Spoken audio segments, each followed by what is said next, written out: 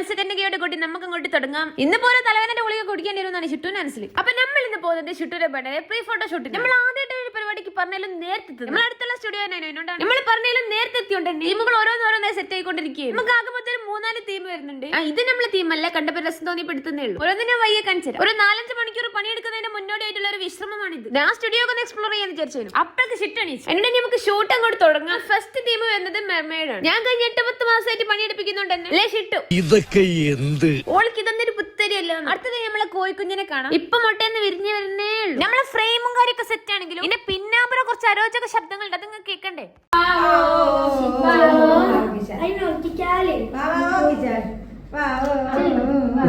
എന്തൊക്കെ പറഞ്ഞാലും സ്വന്തം ലുക്ക് മെയിൻറ്റെയിൻ ചെയ്യാൻ ഷിട്ടുകൾ പരമാവധി നോക്കുന്നുണ്ട്. കേക്കുമായിട്ട് കാര്യമായിട്ട് എന്തോ ഒരു സംസാരത്തിൽ ഏർപ്പെട്ടിട്ടുണ്ട്. ടീച്ചർ റിപ്ലൈ ഒന്നും കിട്ടാത്തോണ്ടാണെന്ന് അറിയില്ലോ. അത്രയ്ക്ക് അങ്ങോട്ട് ഇഷ്ടപ്പെട്ടു. ഫോട്ടോ എടുക്കാൻ ഷിട്ടു ഇത്രയും നമ്മളോട് സഹകരിക്കുന്ന നിങ്ങൾക്ക് അറിയോ? ഇത് എല്ലാ ഫോട്ടോസും കാണിച്ചെടുത്ത് ഷിട്ടുവിന് ഓക്കെ ആണോ നമ്മളെ ക്യാമറമാനോട് ഉറപ്പ് വരുത്തിട്ടുണ്ട്. ഇതൊക്കെ കഴിഞ്ഞ് കേക്ക് സ്മാഷും കഴിഞ്ഞ് കുളിപ്പിച്ചിട്ടാണ് അന്ന് ഷിട്ടുവിനെ വിട്ട്. നിങ്ങൾക്ക് ഇതിന്റെ എല്ലാത്തിന്റെ ഫൈനൽ ഔട്ട്പുട്ട് കാണണ്ടേ? അപ്പൊ അത് നാളെ വരെ. അപ്പൊ ബൈ.